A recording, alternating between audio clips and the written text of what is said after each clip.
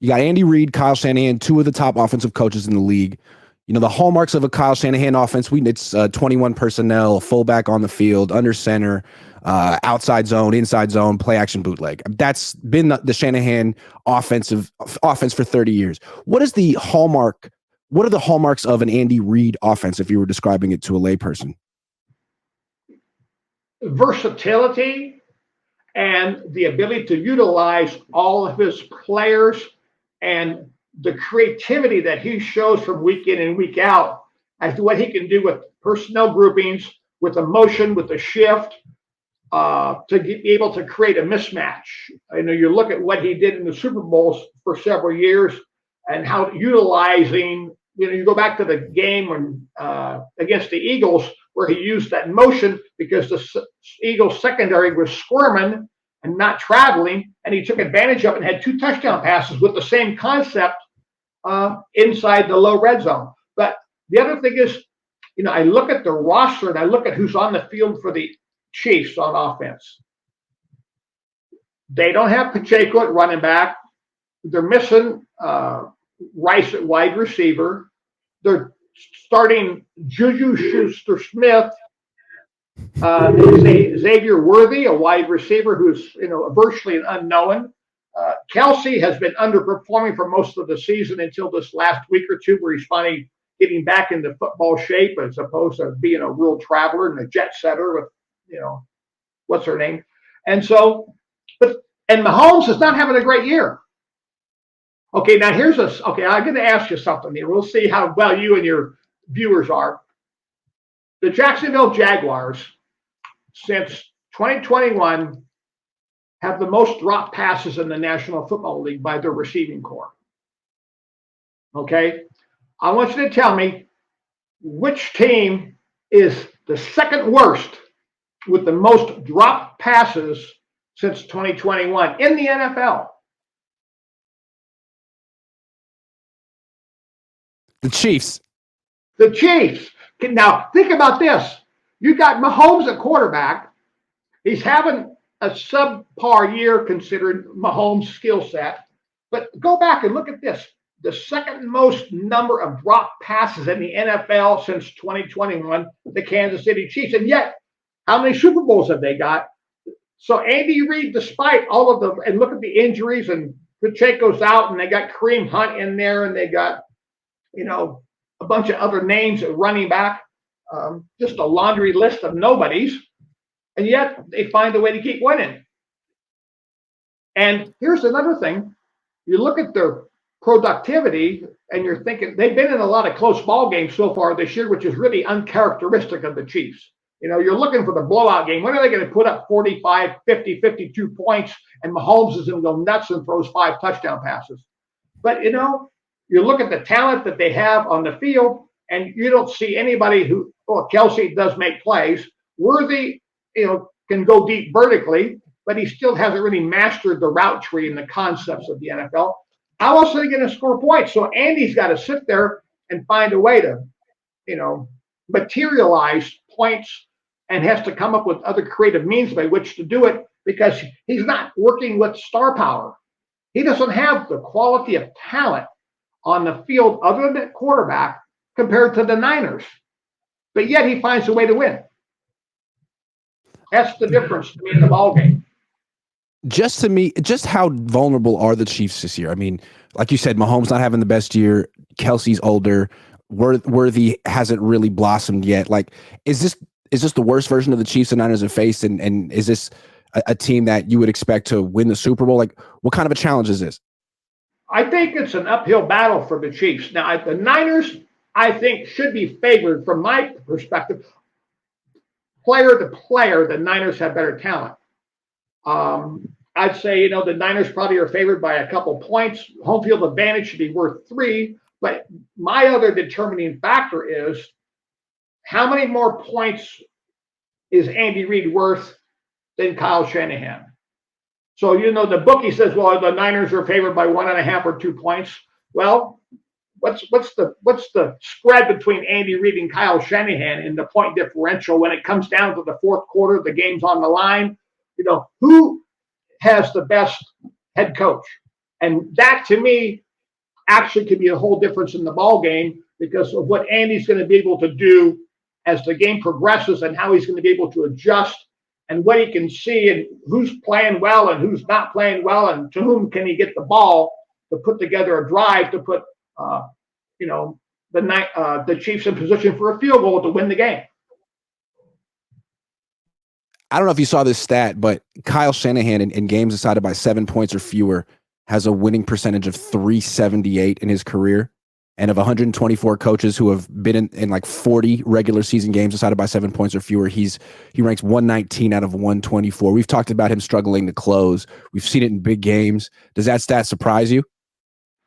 It doesn't surprise me at all. The other thing about it is I look at this.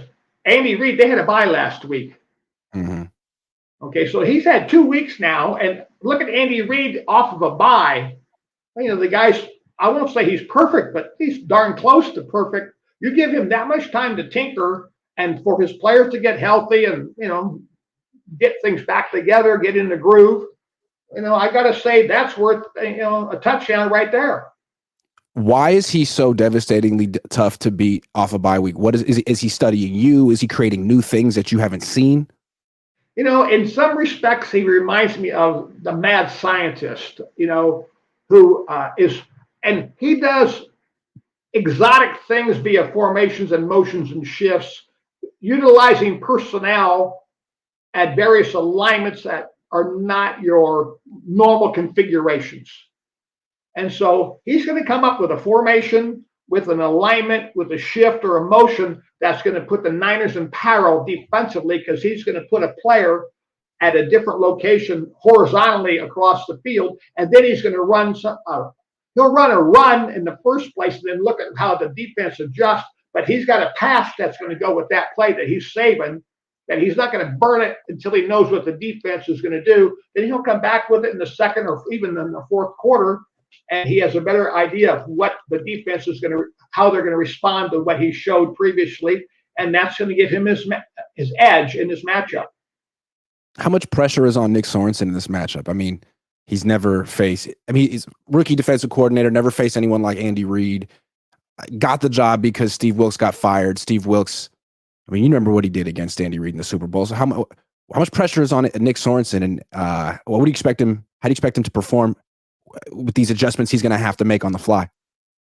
Well, I tell you, the thing about it is the key thing for the Niners is when are they going to utilize any pressure if they're not getting to Mahomes with the four-man rush, or is he going to try to come up with different disguises or configurations from a secondary and linebacker underneath coverage? What receivers does he choose to double? Is he going to put a linebacker and a safety on Kelsey and try to travel with them? Because Kelsey is not your normal tight end. They're going to line him up anywhere. They'll line him up outside wide receivers. They'll line him up and bring him in motion. They'll bring him across the formation. They'll move him just to see what the secondary does before while the game play clock is running. And so, they'll throw things out at the Niners schematically while Mahomes has got play clock time and he's looking at how the Niners are going to adjust. And then they'll make a switch right there at the line of scrimmage, and he may say something to Kelsey or give a signal to another receiver to run a route predicated upon what he has seen from an adjustment perspective with that motion or shift to give him a clue as to where he wants to go with the ball. What do you see from Kelsey this year? Is he still Travis Kelsey coming off a bye week? Is he a guy who could have a big game? I think it's taken him longer to get into the football realm and the football world. Everyone knows what's going on with him off the field. He's traveling the world with all these shows that, Taylor Swift is doing, and he's in New York at the tennis matches. He's at the playoff games, baseball. And, the thing about it is his job is football. And so he has not been devoting as much time to football now as he did pre-Taylor Swift. And it shows on the field.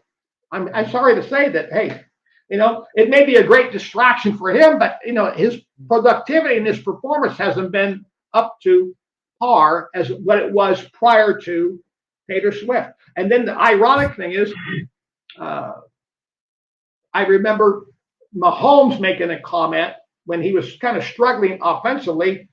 And now that he's got two kids at home and a newborn and all that, he says, I'm not getting the sleep I'm used to get before I had kids. So he found that that was also impacting his play because he wasn't getting as good a night's sleep as he was previously. So there's a lot of factors that go into why all of a sudden you're not playing at the top of your game. I want to ask you, I want to come back to a scheme question with Andy Reid. We've talked about this before. In the Super Bowl 4 years ago, I asked Andy Reid, what are the hallmarks of a Kyle Shanahan offense and what do you admire about it? And he said, it's kind of a throwback offense. The quarterback's under center. There's a fullback on the field. With Andy Reid, I mean, he coached with Mike Holmgren. He's much older than Kyle Shanahan, but he seems like his offense is much more comfortable out of the shotgun and they can run a full run game out of the shotgun. Like, is that something that is unique about him?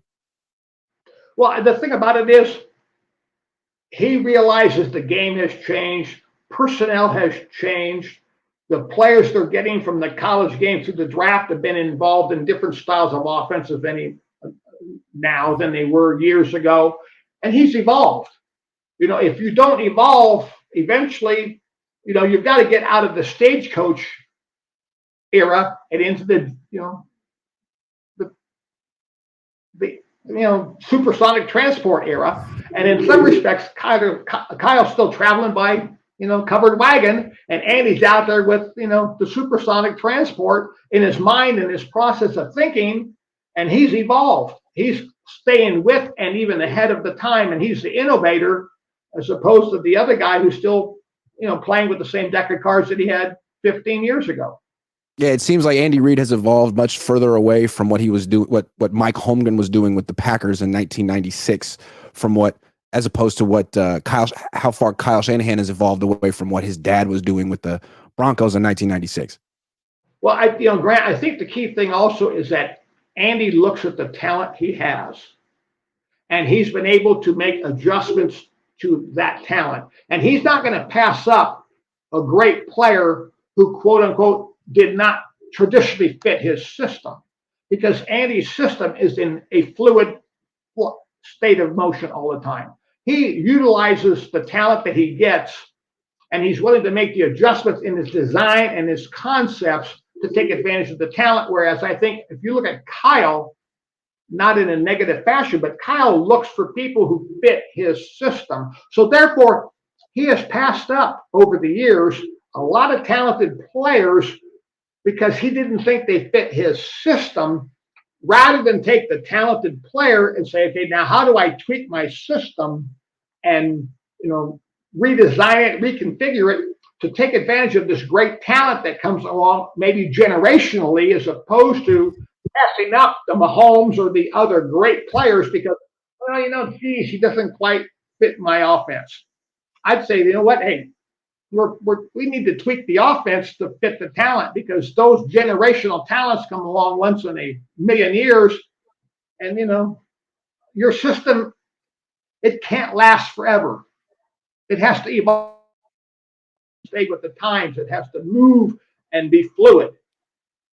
Yeah, Kyle Shanahan could have had Patrick Mahomes, traded down, still could have had Patrick Mahomes, but Mahomes played in the air raid offense. He was in the shotgun in college. He wasn't under center. Kyle couldn't watch him turn his back to the defense and do play action bootleg rollout throws, which you could see from Trey Lance at North Dakota State. So he was not a consideration. Andy Reid, who came from West Coast offense, which is no shotgun, looks at Patrick Mahomes. Maybe not just him and the general manager, Brett Veach. They trade up, they get him, they incorporate the air raid into their offense. They win 3 Super Bowls. Well, look, the other thing is, I tell you, another quarterback when he came out, and you and I had discussed him at the time, also this kid Josh Allen from Fireball, California, who played University of Wyoming after he played at Butte Community College. A lot of people thought, this guy will never make it. He's a great athlete. He's big, strong, has a powerful arm, but he'll never, quote unquote, be developed into an NFL quarterback. And you look at how, he's prospered to a degree at Buffalo, utilizing his skill set. And, I have to laugh. I look at Minnesota this year, and you look at what they've done with Sam Darnold. Okay, now Sam has matured as a person, matured as a quarterback, gained experience, but you look at, he's been with the Jets, he's been with the Niners, he's been with, I don't know, whomever else. I mean, like Carolina, maybe, I don't know. But, now all of a sudden, it's clicking. So, you can never say never about a guy, but what is now making Darnold be more successful than he's been previously is the combination of the players he has on the field, his own maturity, and the proper coaching. So there are a lot of elements that go together to make that, success for a player. What do you make of Sam Darnold with the Vikings real quick? I mean, do you feel like he's going to come back down to earth? Do you think he's figured something out? Do you think, are they for real? I tell you, you got to like their defense, number one. Number two, he's got some great talent at wide receiver. It helps to have guys who can make plays for you because there are more great catches in the NFL than there are great throws. Okay, let's be honest. Okay, you've got to have a guy who can get open, who can create separation, who can make plays, who can run after the catch, or who can get beyond the defense over the top and be able to make the play. And then if the quarterback gets the ball anywhere in the zip code, this guy will come down with it. You've got to have those players.